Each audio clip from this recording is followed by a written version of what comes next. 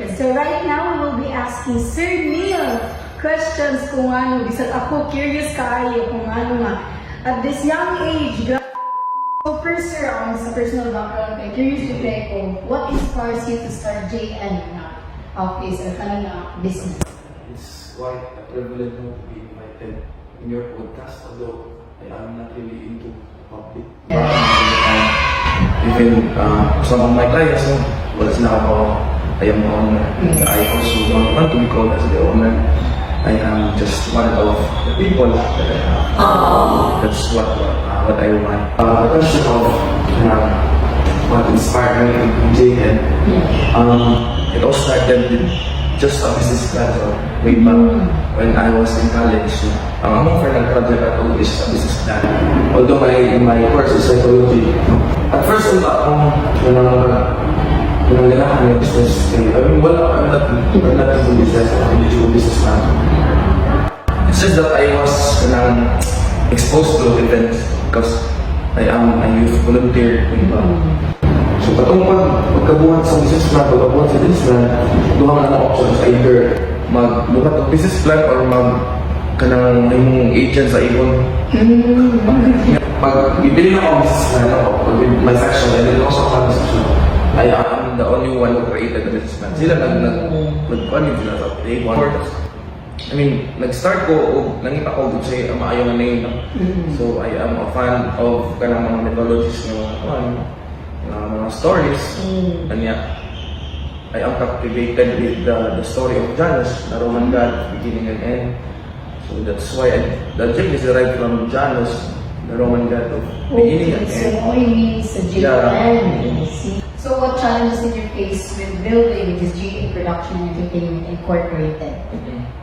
So I don't know, young we can copy that way here this year. Pag-check your even. So siguro sa pagkain nila before sa akong mga urban friends nga mga businessman na naka-guide nakatag na pagkuhan ng ideas.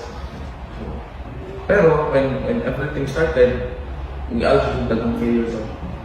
Okay, tinawag sila ang ilang bingon nga kanang failure experience is always the best teacher for what you want to go. But then I realized, natulaan siya ang phrase na a failed experience is always the best teacher. So from my failures, dito ko natanggal siya. Hindi lang ako specific naman. If akong i-compare akong mga successes sa akong failures, mas dala akong failures. Dahil, so, I've been to depression. Ang nalang ako, ang ability na ako dito, or ang character na, kanang, hindi sabi ito yung character nyo nga, nanamakadra, so wala na ibalik kayo. There's no turning back on mga yeah. Brad, ang determination ba na nanamakadra, parang magpakabuhan, kung saya akong ito, so muna. Ang challenges, first akong challenge personally is ako knowledge. The knowledge itself, kuha ko dyan. Versus yoga. Ayun, sorry na ako. Pero, kanang base akong parang study ba? Pag eskwela natin. Because Sigmund Freud is one of my idols in psychology. So according to him, from error to error, one discovers the entire truth.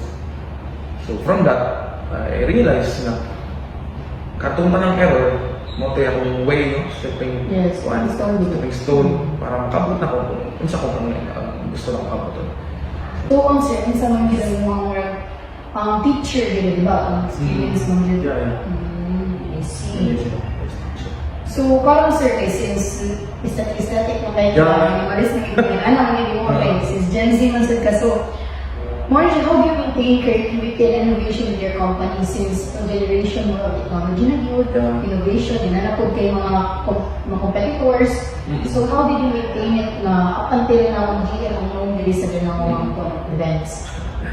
It's a pleasure to call like that.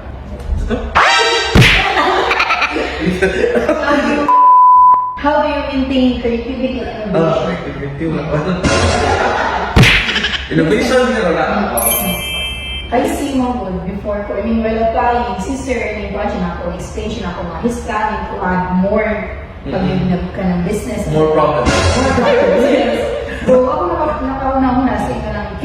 ikaw mga part since reason ko, pero I want to ganun ko makahibaw how the business works and how they earn money possibly. So I see how did he come up with that business? Yun sa niya pag nag-plan siya to make another business, maintaining his current business at nakanihanin.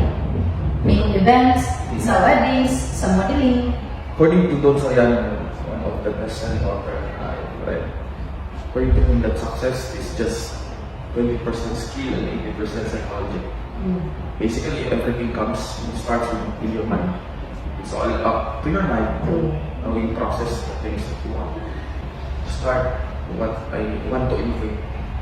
So, if para dili mahuli sa trend ang events, although entertainment is one of the most essential type of businesses right now, because first it's trendy. We could follow the trend. Second is we could also apply technology with it. It's just that I want to expand. I want to venture out. I want to explore the different things. Sa kukul muna, may it be fail or successful as a part. So risky di tayo ng business, pero mas make risk dahil mahay ka, mawala mo ng buhat. So sir, ako yung pangutanong which is, kaya mo binang-curious tayo. Kung say qualities, what are the qualities do you believe are essential for success in the events and production of business? Mga nagplano of creating their own event business. Ay na lang. Ito ang process. Pero if, like, parang ako, although din ng event or entertainment business, na may plan to venture out your own business, always follow your totoo na flow. Instinct mo, no? So, another advice lang siguro sa takong tingin is don't make money as your ultimate goal ba? So, in business mo, I realized before, pag-start ako, I thought everything is just about money. But then I realized that everything is about creating value and creating legacy. Yes. Once you create value, sunod na. No? Yeah, just always remember na don't work for money. No? Let money works for you. Finish that for that. So young pagit si Sir Mira. Then, how do you handle work and also life? Or how do you balance that in this industry, demanding industry na to? Absorb na. So pag-balance, wala ka na. Sa life and business, kaya usanay mo ay pinaka-challenge ako. Because nakapod ko other responsibilities, obligations sa akong life beyond business. Ang business mo magkapan sa akong oras. No? Kanyang daghan kay kag naulaman dapat, daghan kay kag innovate dapat. Because hindi ka ma-innovate sa businessman kung saan mo na yung isuldo sa mga people. No? Kung saan mo ang matang mga value sa mga people. Kung saan mo ang matang mga value sa mga clients. Dili ka mo muna. So, ang business, door is not just 8 hours, not just 12 hours, just 24 hours. Every time of their life is needed in business. That's why, usahay, we have to sacrifice things. Usahay, sacrifice ang atong other life. Ang atong leisure, ang atong mga usahay, atong companies. If you really want to become a business now, if you really want to do business, so sa pinakadakot, atong challenge is sacrificing our happiness. Sa mga ka-workmates na ako here sa office, curious yung ko, kasi minsan ito ako pumunta na asa nagsugod si sir? Ano sa siya nagsugod? Kabata pa niya ko. Bakit mo ask ko ni sir? Interview lang ko siya para get ako mismo, ako ang knowledge niya. Yeah, so, sir, what are your future plans of you? Basically, I want more brands para madalang ma-reach out na ang market and so far, dapat ang may dagan sa akong plans. As I have discussed with you during the relation, na po ang JN Productions Entertainment Incorporated. The presentation departments to be, and una po ang mission karon. And the biggest plan na ako something pagkakaroon is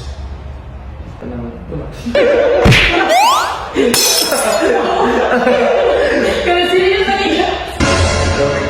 Paano guys, ang business mo kayo stress mo. Kaya naman yun no. Pero kasi ang business yun kay, it's not about money, no? Dili ka nang diingog nga, business ko siya dito, dagang kang kwarta. Nanan tayo makuha ng kwarta. Kaya nang inangan ta, pero nakana. Maybe you want to become an entrepreneur, I believe Zor wants to be.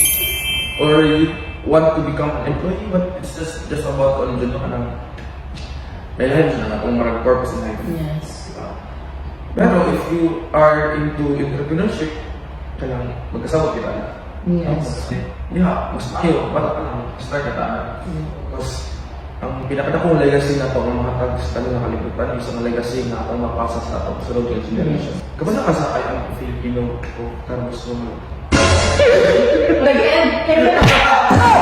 Ay, kailangan, yung question mo, nasa isa pang phrase ito, ang question niya, I am a Filipino, this is my inheritance. But what pledge shall I do to prove that I am working with my inheritance? So, kanina, question siya, ang sayang, ibihakag sa iyong Filipino. Ang sayang, pwedeng Ang makakag. magpabiling sa mga kasi. So, for me, sa akong kinakagalingon, akong pwede mabiling sa akong pictures, kung anak ko, kung anak ko, kung sa akong anak ko, kung sa akong anak ko, is ang company na ang isang nagano. Yes.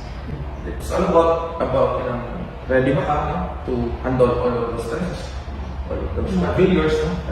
So, sir, must if ever if you're not into business yun, kung sa yung possible work ka, if ka na, medyo yung hindi ka business minded or something. Ito mo? Siguro, pare. Sa sir, kayo yung yung faith, pag yung mga Kana, question of faith is also part of doing business. Sometimes, I How did it tested you, yung faith niya? walang, bago lang dito sir, no, marag akong try ko siya strengthen akong faith because I can say nga, kailangan ko lang ito. No? Wala akong communication with God. Because of the, let's say, busy ako sa Diyos. Yes. Yeah, sayang passion ako siya because of my failures. But at the end of the day, I realized na it's all about Him.